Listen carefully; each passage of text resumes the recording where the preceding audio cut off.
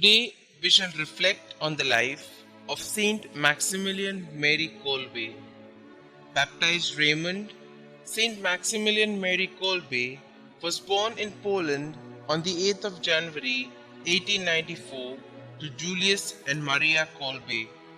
As a young man, he entered the order of Friars Minor Conventuals and was ordained priest in 1918 in Rome.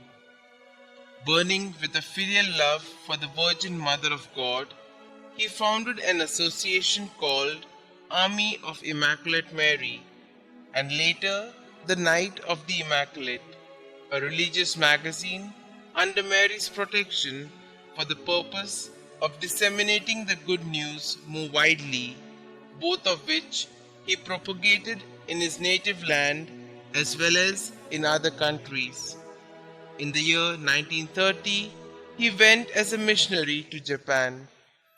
Working under the mantle of protection and patronage of the Immaculate Virgin, he set up printing presses and founded a community to carry on his work of evangelizing through printed word. Returning to Poland in 1936, he became director of Poland's chief Catholic publishing complex, thus incurring the wrath of the Gestapo in 1939, and thus he was imprisoned for his anti-Nazi propaganda, and then he was released and once again rearrested in February 1941 for aiding Jewish refugees during the World War II, and he was then deported to Auschwitz. Here it was that true to his name, which meant greatest in Latin, his heroism shone bright. On the 24th of July 1941, one of the prisoners in the concentration camp escaped. As a result, in keeping with the practice followed there, 10 men were selected at random to die of starvation in an empty bunker. One of these, named Franciszek Gawaszek, a father of 9, wailed, "No God, not me, please. What will become of my poor wife and children?"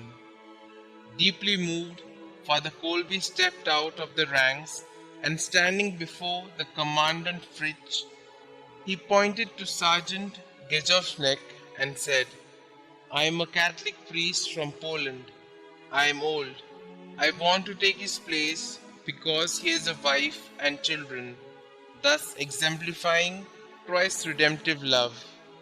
As at the camp, Father Kolbe continued to be the source of strength and comfort for his fellow condemned, diligently preparing them to meet their end, praying and singing praises to the Lord instead of weeping in despair. It was not long before death took its toll on those long, emaciated bodies. Father Kolbe alone remained. It was August 1941, the cell being needed for the next batch of the condemned. His death was hastened with an injection of carbolic acid, whereafter his remains were found to be in a state of illumination in the dark cell before being cremated. Maximilian had prepared himself for this final sacrifice that made him the symbol of the triumph of good over evil by following Christ closely from the very first years of his life. Consequently, his mysterious childhood vision of the 2 crowns came to fruition when he received the white crown denoting purity at the hands of Pope Paul VI, who beatified him on the 17th of October 1971, and the red one symbolizing martyrdom when he was canonized by Pope John Paul II on the 10th of October 1982.